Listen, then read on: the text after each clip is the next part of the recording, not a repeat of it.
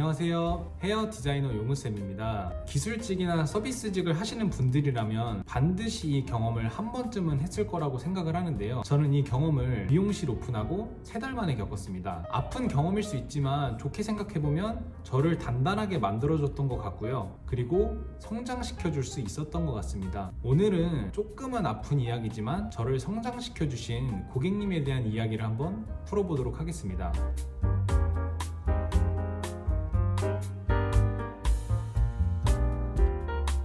제 블로그를 보고 찾아오셨고 상담 후에 펌과 염색을 진행하셨던 고객님인데요. 순조롭게 대화를 하고 머리를 했지만 결과가 조금 마음에 들지 않게 나왔습니다. 제가 펌을 했는데 생각보다 조금 약하게 나왔고요. 그 다음에 새치 커버도 내가 원하는 색깔이 아니라 조금 밝게 나왔던 것 같아요. 그래서 고객님께서 조금 안 좋은 표정으로 집을 돌아가셨던 그런 기억이 납니다. 제가 디자이너로서 마무리까지 하나하나 체크하면서 잘 봐드렸어야 됐는데 정말 아쉬운 시술이었어서 저로서도 좀 약간 상심이 좀 있었어요. 그런데 이제 일을 하다가 퇴근을 하고 몇 시간 뒤에 이제 네이버 예약 리뷰 댓글이 남겼는데 1점짜리 댓글이 남겼더라고요. 근데 그 이야기를 간략하게 좀 설명해드리자면 펌도 되게 마음에 안 들고 염색도 좀 내가 집에서 한 것보다 마음에 들지 않았고 이 사람이 미용사 자격이 있는 건지 미용실을 오픈할 만한 사람인 건지 이런 이야기가 한 10줄 정도 써 있었는데 제가 아무래도 오픈한 지 3개월이다 보니까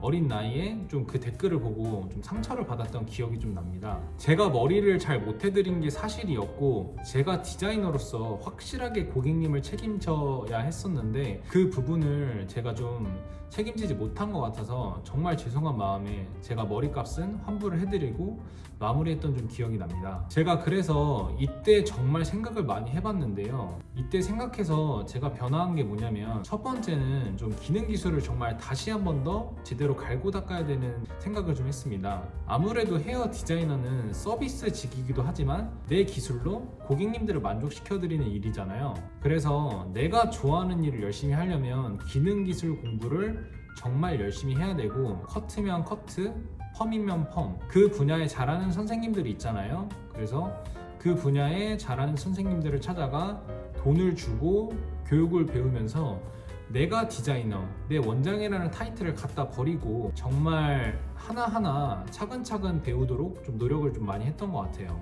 그렇게 이제 배우면서 매장을 운영하다 보니까 1년이 지나고 2년이 지나고 3년이 지나니까 내 기술에 대한 노하우가 천천히 쌓이기 시작하더라고요. 이 기술에 대한 노하우가 있어야 내가 처음 오신 고객님들도 내가 잘 이끌어 드릴 수 있고 잘 리드해 드릴 수 있고 트렌디한 스타일을 제시할 수 있다고 생각합니다. 그리고 두 번째로 정말 크게 느꼈던 점이 뭐냐면 또 미용사의 아우라도 굉장히 중요하다고 저는 생각을 하는데요. 저는 좀 어린 나이에 오픈을 했다 보니까 저보다 나이 많으신 고객님들이 거의 대다수였습니다. 그래서 저의 외면적인 모습을 보고 신뢰감을 얻지 못하는 경우가 굉장히 좀 많았던 걸로 기억하는데요. 그렇기 때문에 저만의 좀 스타일을 좀 찾기 위해서 패션이나 헤어도 다양하게 좀 바꿔보고 남자답게 좀 바꿔보려고 노력을 굉장히 많이 했고요.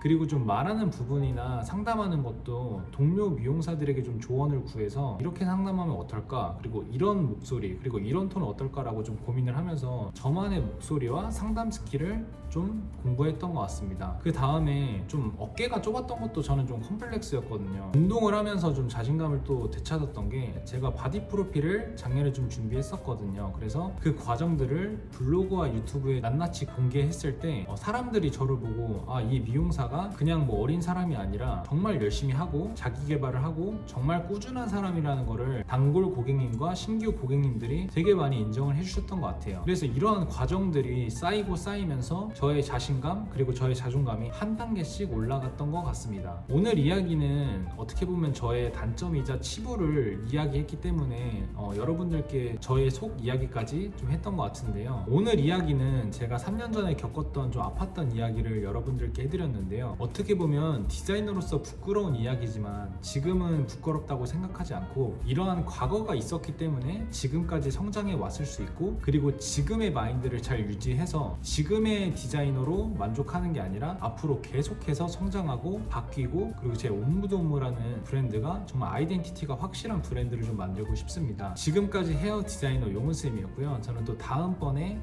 재밌는 이야기로 또 찾아뵙도록 하겠습니다. 댓글과 좋아요도 부탁드리고요. 구독도 부탁드리겠습니다. 감사합니다.